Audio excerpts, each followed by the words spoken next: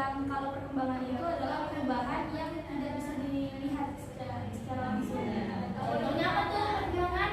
Embrio. Ya. Kalau perkembangan itu kayak misalnya yang sebelumnya belum bisa nulis, bisa nulis. Oke, benar ya apa yang dibilang Cinta. Kalau pertumbuhan itu adalah kalau dalam biologi itu mengacu pada perubahan fisik. Nah, berupa apa? Berupa ukuran, volume, dan juga tinggi. Misalnya ukuran, kalau ukuran pada tumbuhan berarti apa? Dari kecambah mungkin jadi besar. Iya betul.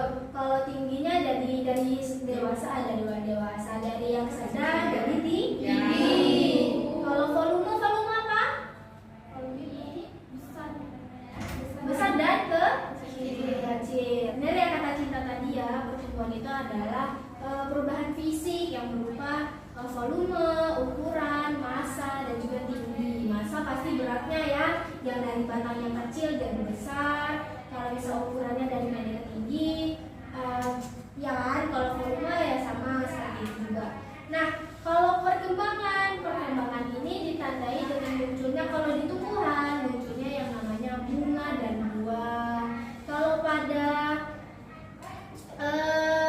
pada manusia itu bisa ditandai dengan yang namanya kematangan reproduksi, sehingga bisa menghasilkan keturunan, sudah siap menghasilkan keturunan seperti itu. Kalau pada hewan sama juga seperti itu ya, ditandanya dengan kematangan organ reproduksinya. Oke. Kan anak-anak semua sudah tahu nih definisi dari atau pengertian dari perkembangan pertumbuhan. Oke, baik. Oke. Nah, tadi sudah tahu, udah paham pengertian dari perkembangan. Nah, yuk mau tanya lagi pada Hermila. Apa itu perkembangan? Perkembangan kalau pada tumbuhan munculnya bunga dan buah. Kalau pada manusia ditandai dengan kematangan reproduksi. Oke, boleh. Kalau pertumbuhan, Mahrani?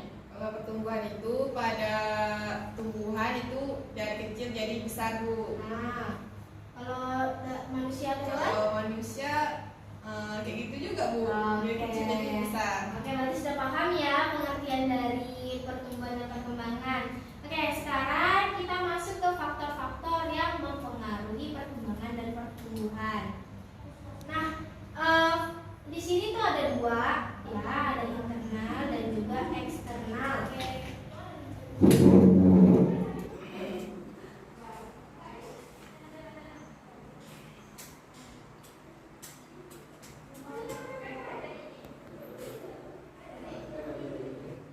Oke, di sini kita masuk ke internal dulu. Nah, di internal ini dia merupakan dari faktor yang berasal dari dalam makhluk hidup itu sendiri. Yang pertama ada genetik, hormon, gen, ya enggak? Ya.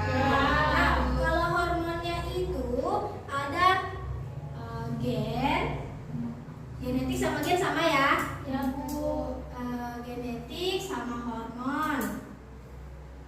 Nah, kalau hormon ini dia ada hormon auksin. Terus ada hormon giberelin. Terus ada hormon sitokinin. Nah, sitokinin.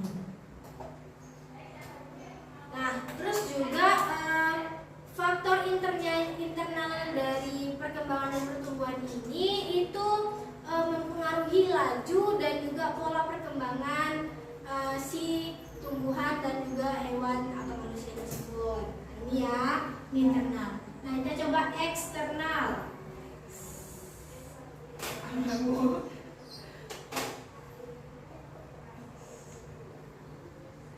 Oke, eksternal. Kalau eksternal ini dari faktor lingkungan. Nah, kalau faktor lingkungannya itu apa? Nutrisi, Bu, masuk. Nutrisi. Nutrisi, cahaya. Apa lagi? Suhu. Hah? Suhu. Suhu. Apa lagi?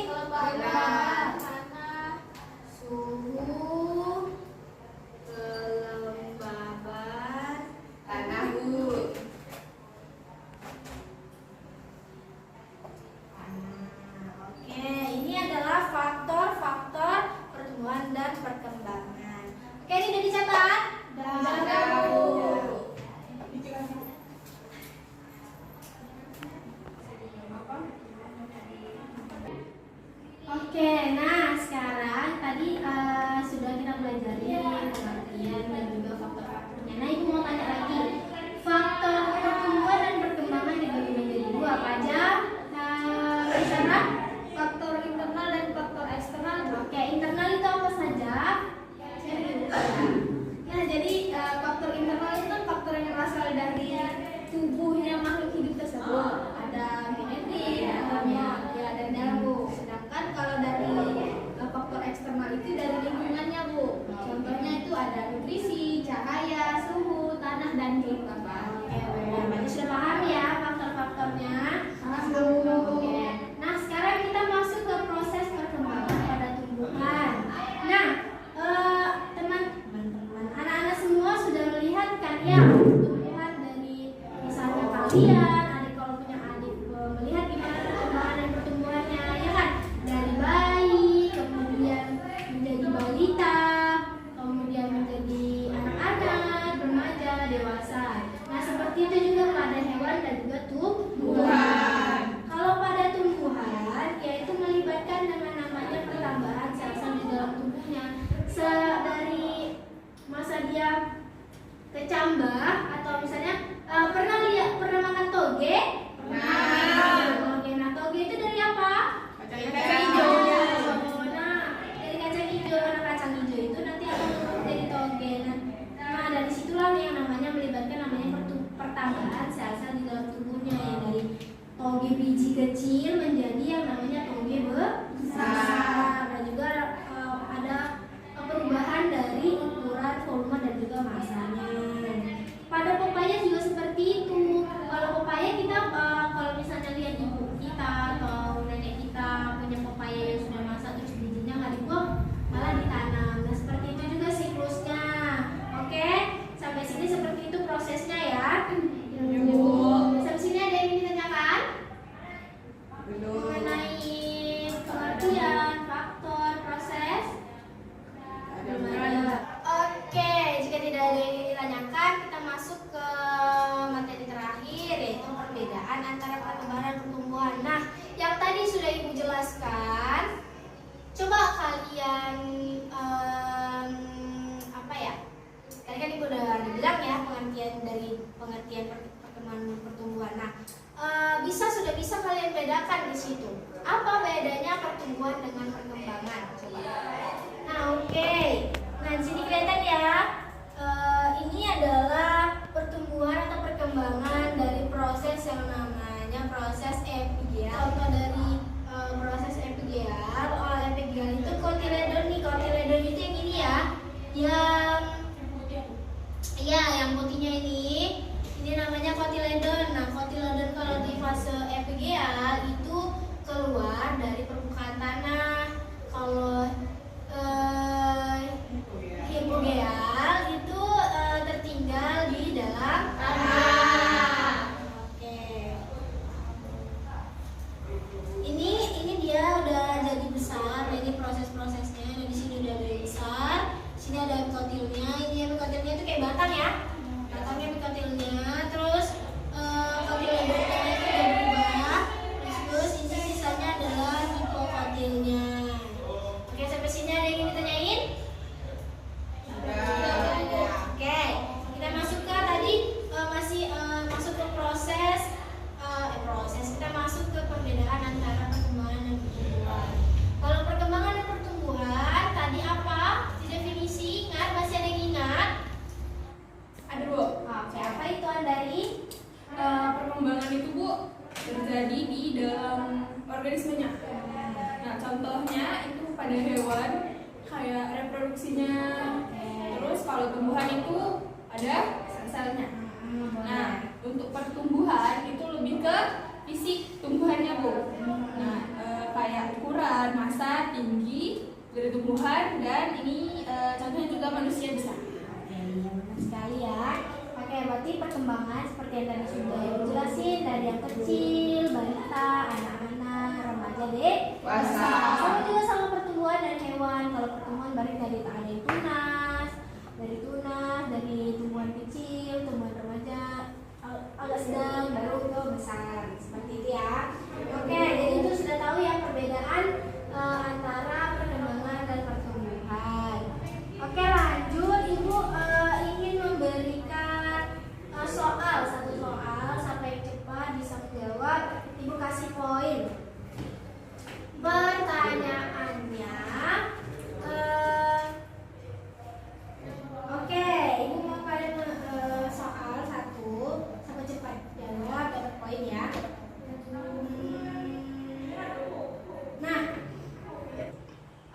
soalnya menurut siswa semua, apakah pertumbuhan dan perkembangan itu bisa terjadi secara bersamaan atau tidak? Oke, apakah udah ada yang dapat jawabannya? Saya dulu. Oke, Cita, apa jawabannya Cita? Nah, jadi pertumbuhan dan perkembangan ternyata bisa terjadi secara bersamaan karena dua aktivitas kehidupan ini tidak dapat dipisahkan karena prosesnya berjalan dengan bersamaan. Jadi saling berkaitan Bu, antara pertumbuhan dan perkembangan. Oke, benar sekali ya, itu jawaban dari Cita. Kalau perkembangan dan pertumbuhan itu bisa berjalan secara beriringan bersamaan ya, karena perkembangan yang merupakan hasil dari interaksi kematangan dari susunan saraf yang mereka miliki. Jadi mereka bisa berkembang dan bertumbuh bersamaan.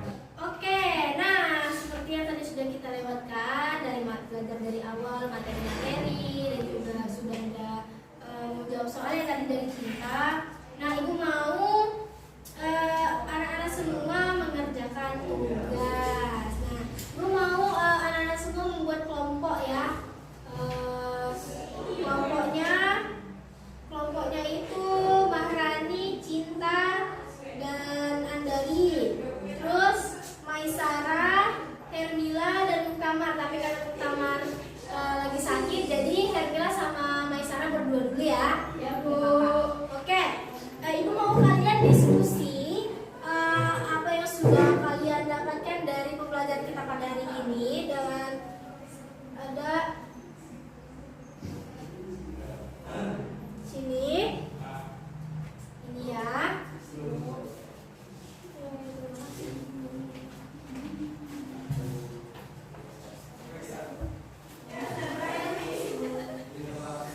Oke, kerjakan sebisa mungkin diskusinya, nanti disimpulkan. Oke, Ibu mau nanti kalian ya presentasi ke depan.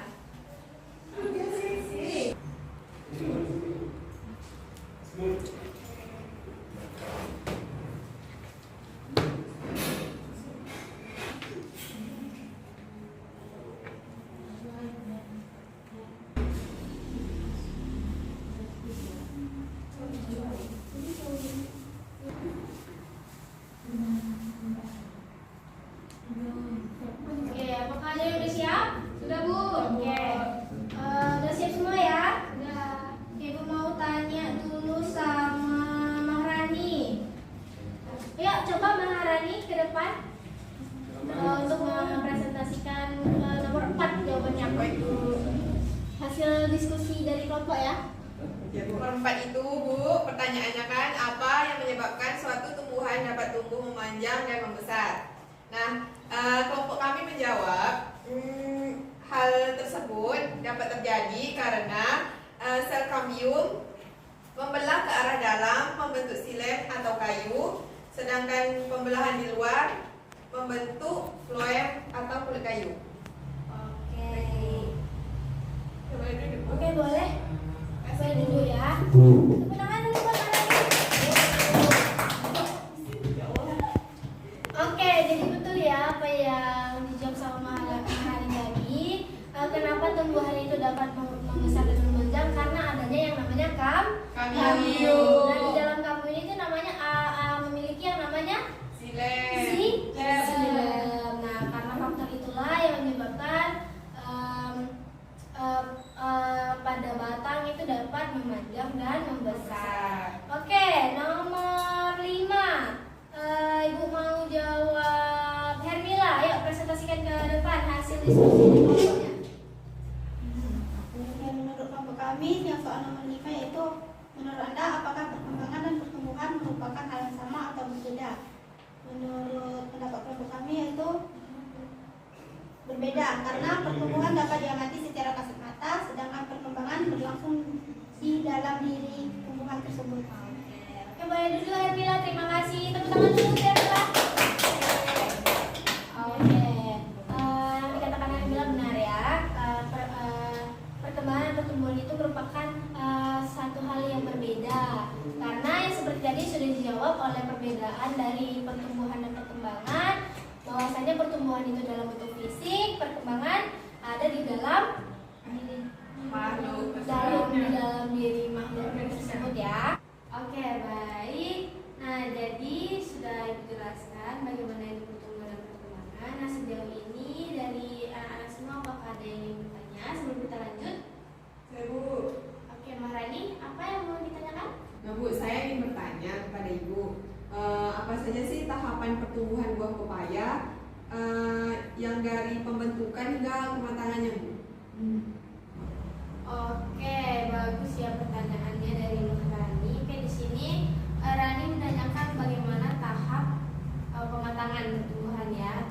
Nah, pada buah pepaya, tubuh itu dari yang namanya bakal buah yang terbentuk dari bakal buah atau namanya ovarium. Nah, pada buah pepaya ini, bakal buah ini akan terus berkembang dan membesar seiring dengan yang namanya perkembangan bunga.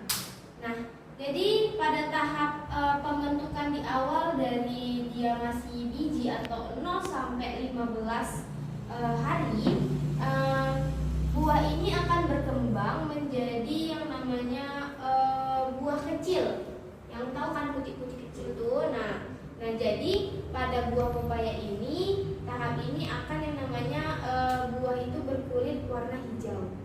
Nah, pada tahap pertumbuhan 15 sampai 30 hari, nah si buah pepaya ini akan membesar dan dagingnya itu akan lunak.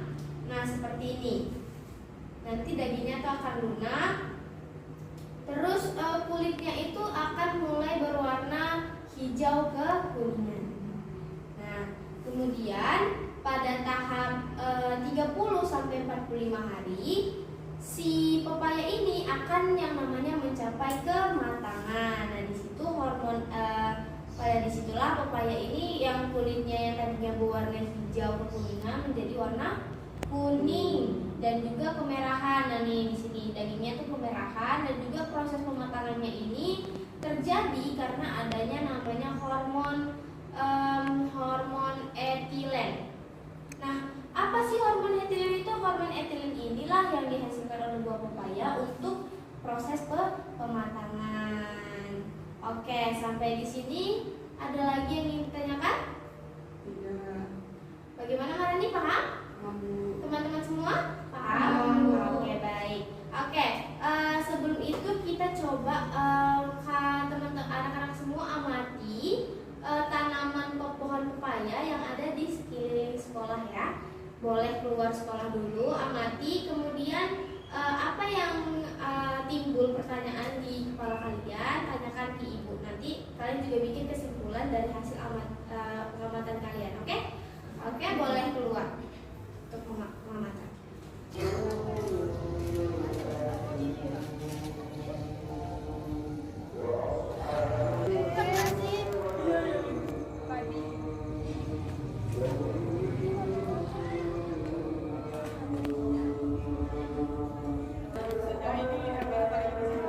Dan harus ada dekat dulu. Dan harus ada dekat dulu.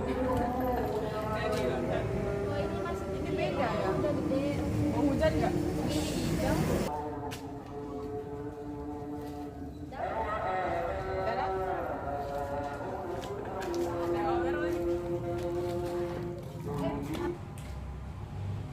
Oke, nah jadi kalian sudah mengamati tumbuhan pepaya yang ada di lingkungan sekolah?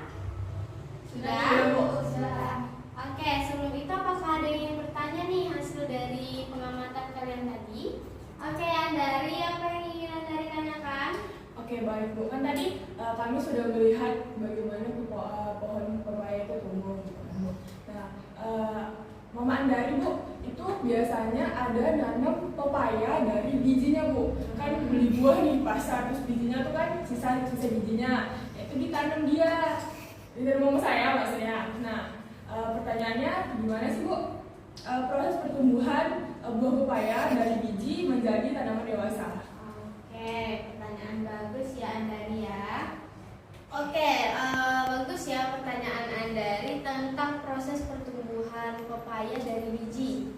Oke. Nah, biji pepaya ini bisa disamai dengan berkecambah yang akan menghasilkan yang nama tunas. Nah, nih tunas ini akan terus tumbuh dan berkembang menjadi yang namanya batang, daun, dan akar. Nah, pada tahap yang seperti tadi, kalau untuk kematangan buah kan dari 0 sampai 15 hari. Kalau biji itu dari tahapan pertama perkecambahannya itu dari 0 sampai 7 hari. Biji pepaya itu akan menyerap air dan juga nutrisi yang ada dari tanah. Nah, biji yang menyerap nutrisi dan air dari tanah ini akan mulai membelah dan menghasilkan yang namanya tunas. Nah, pada tahap 7 sampai 30 hari yaitu namanya tahap vegetatif. Vegetatif itu apa?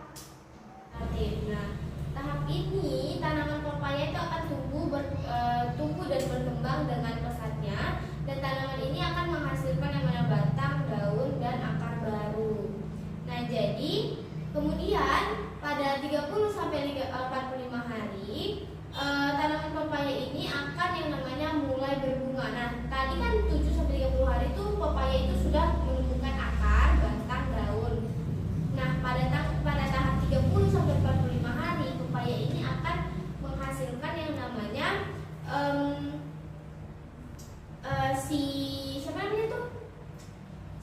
menghasilkan namanya buah atau apa sih bisa bilang putik ya? Ya, putik buah yang akan berkembang menjadi buah yang dapat kita makan. Nah, jadi setelah itulah yang namanya tahap perkembangan biji pepaya menjadi pepaya, pohon pepaya. Nah, jadi pada tahap perkecambahan ini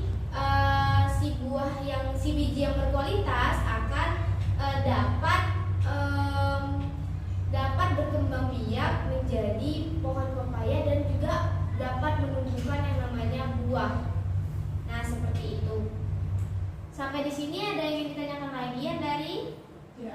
Bagaimana? Paham? Oke, baik. Oke, dari hasil tadi anak-anak semua pengamatan, apa yang bisa teman-teman anak-anak semua simpulkan? Ayo coba ibu mau dengar simpulan dari anak-anak semua. Oke, jadi siapa yang mau kasih kesimpulan? Oke, Hermila, yuk maju ke depan ya, beri kesimpulan dari pengamatan yang tadi.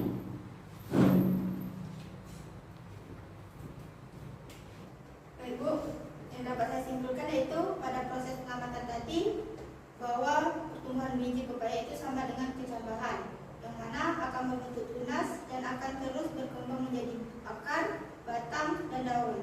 Yang tadi juga Ibu sudah jelaskan ada tahap perkecambahan yang dimulai dari 0 sampai 7 hari. Selanjutnya tahap vegetatif yaitu 7 sampai 30 hari, dan generatif pada tahap ini mulai berbuah dan berbunga. Oke, baik. Terima kasih Hermila. Boleh silakan duduk. Oke, tadi sudah disimpulkan oleh Hermila dari hasil pengamatan kalian. Oke, kalau tidak ada yang bertanya lagi. Bu, satu lagi Bu. Apa tuh? Saya ingin bertanya, bagaimana sih perbedaan pola pertumbuhan dan perkembangan pepaya dalam kondisi lingkungan yang berbeda, Bu? Oke. Dari teman-teman, ada yang lain ada yang mau membantu menjawab pertanyaan dari Melani? Oke, kalau seperti itu jadikan PR ya. Minggu depan pertemuan ibu kita bahas sama-sama pertanyaan dari Maharani. Oke,